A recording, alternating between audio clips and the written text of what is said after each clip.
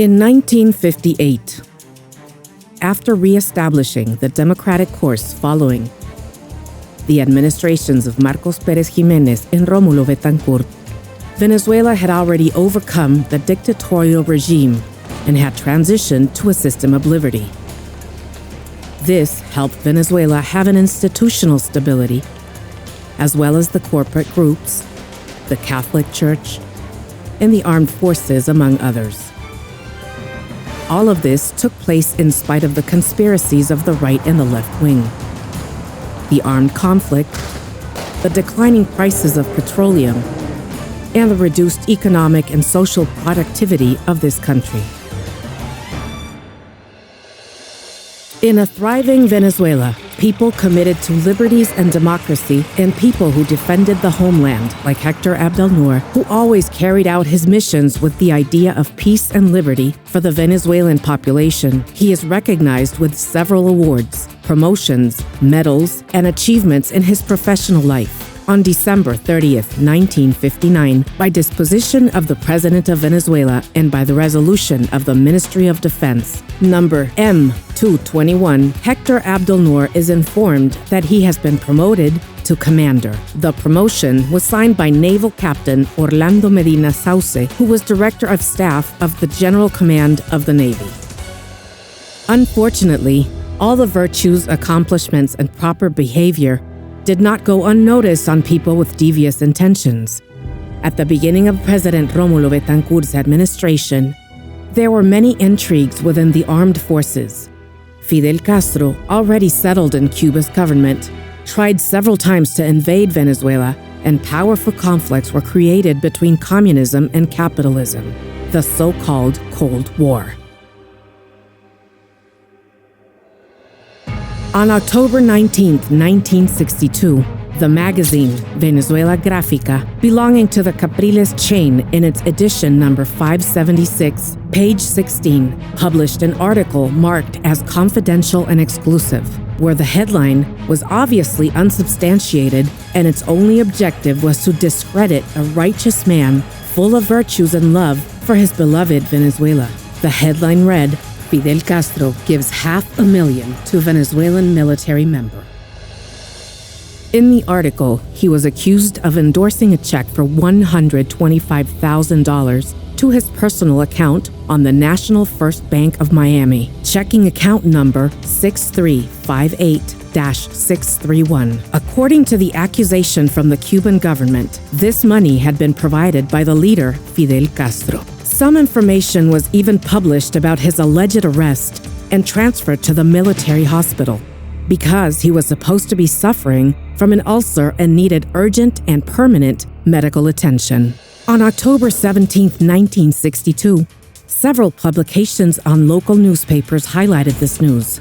The check for $125,000, which they had planned to attribute to Captain Abdelnour, was false. Naval Captain Rear Admiral Ricardo Sosa Rios confirmed this in an interview and also commented, "I have never read an article with so many lies in such a small space, like the one published against Captain Héctor Abdelnour." Rear Admiral Sosa Rios said to be extremely upset with that publication against an officer of the armed forces of Venezuela. He added that the Ministry of Defense had issued an announcement to deny it and pointed out that the information about Captain Abdelnour's arrest was completely false. In this way, his name was redeemed before the people and the military authorities. He requested a declaration to the First National Bank of Miami, where this institution testified that he didn't have an account in that bank and that he had never made a deposit for the amount of $125,000, like the magazine Venezuela Gráfica had indicated. On October 22, 1962, the First National Bank of Miami gave him the certificate requested by him, where it is proven that he had never made any deposit on that date or for the amount pointed out in the magazine. In spite of the conflicts between the right and left of Venezuela and the direct attack against Captain Héctor Abdelnour, they couldn't stop his naval career and pushed his passion for aviation. It is said that there are people who discover the pleasures of flying a little too late in life. and they are sorry afterwards for not having understood in time the beauty and satisfactions that enclose it.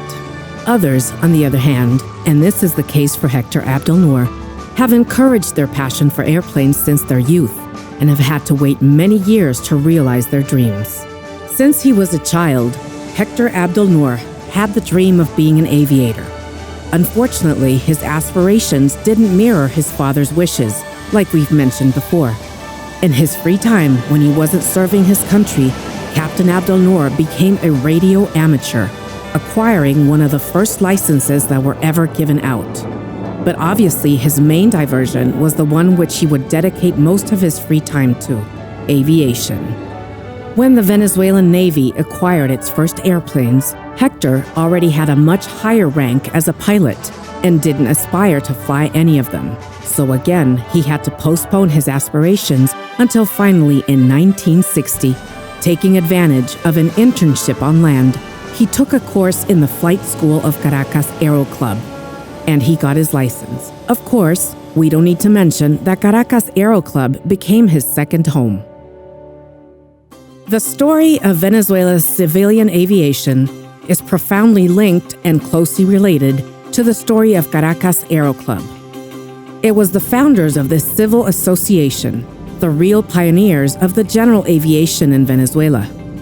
Just as it is shown today, this airport was founded in 1947 by Oscar Machado Zuluaga, who together with the other aviation aficionados formed the airport La Carlota. The next year, during the annual assembly of Fede Cámaras, Machado Zuluaga himself was elected president of the organization. After the overthrowing of Marcos Pérez Jiménez in 1958, he was called by the governing board to occupy the post of Minister of Transportation and Communications.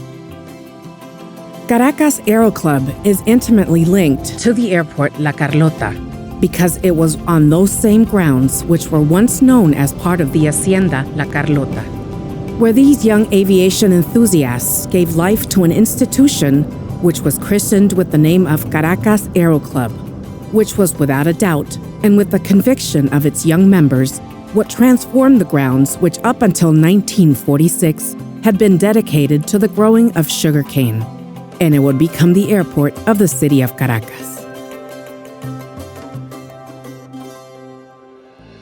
For multiple reasons, Captain Abdelnour expressed his love for Venezuela, that feeling of having been born in a land where he himself declared had many attributes, for living there was almost like living among family. A total stranger quickly finds his place here, and he is treated like one of us. Joys and sorrows are shared. At any given moment, all of Venezuela engages in what disrupts and what benefits, and men feel encouraged to be better every day. Perhaps what I like most about the Venezuelan is the pride that he has for his nationality and for himself, and the deep sense of liberty and friendship he develops. For all these reasons and many more, I think that being a Venezuelan or living in Venezuela represents being able to live in a more human way and make our existence more bearable. These were the words of Hector Abdelnour himself. In 1970, the captain joins the civilian life. A series of activities motivated him to get established in the island of Margarita until 2002. This same year, he decides to move to his beloved Puerto Cabello, where he had started his professional life. God allowed him to say his goodbyes to all of his loved ones. He had the chance to meet with his children for lunch, and he got to say some lovely words full of love. He said goodbye to his closest friends, his sister. He gave his son, Hector Abdelnour Bire, an album with more than 400 photos and some press clippings. This is the material that was used to complete the book, My Father's Legacy, and what this video is based on: the life of an excellent father, professional, Venezuelan, and friend. He said his last goodbye in his precious city of Puerto Cabello. Captain Hector Antonio Abdelnour Musa passed away on August 1st, 2002, leaving an enormous legacy in his dear and beloved Venezuela.